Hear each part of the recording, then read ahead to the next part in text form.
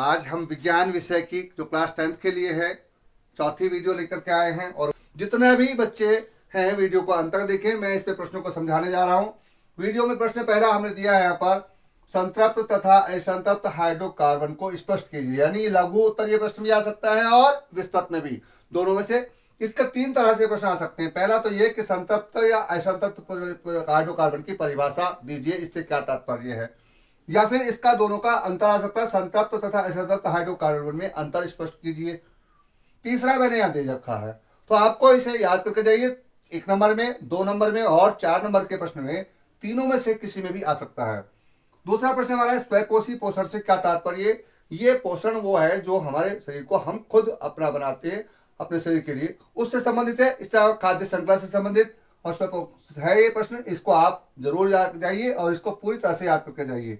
तीसरा प्रश्न है, रुधिर वाहिनियों के नाम व कार्य, यानी जो हमारे शरीर के अंदर खून बहने वाली वाहिनियां हैं उनके नाम आपको याद होने चाहिए और उनके क्या कार्य हैं वो भी। तीसरा है, बंद तथा खुला रक्त परिसंचरण से क्या तात्पर्य है, उदाहरण सहित समझाइए।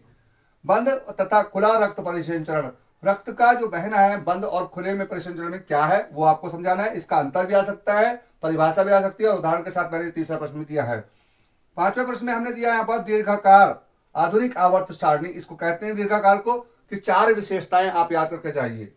द्विफोकसी लेंस, ये द्विफोकसी लेंस ऐसा प्रश्न है जो हर बच्चा याद नहीं करता, लेकिन ये दूरदृष्टि दोष के निवारण में इसकी उपयोगिता बहुत महत्व रखती है। आप याद रखें, द्विफोकसी लेंस जो है दूरदृष्टि दोषों के निवारण में महत्वपूर्ण स्थान रखता है। इसके परिभाषा और इसका निवारण में इसकी क्या उपयोगिता है ये आप याद करके जाइए।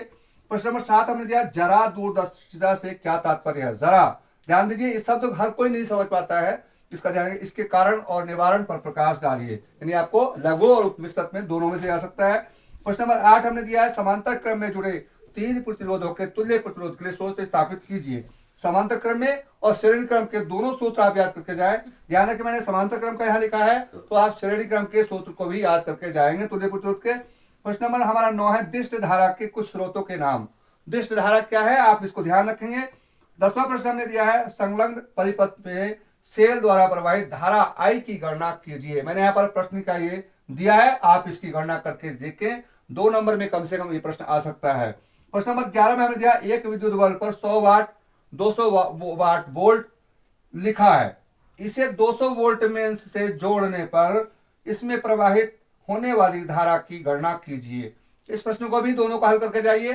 प्रश्न नंबर 12 में हमने दिया है, तारे क्यों टिमटिमाते हैं।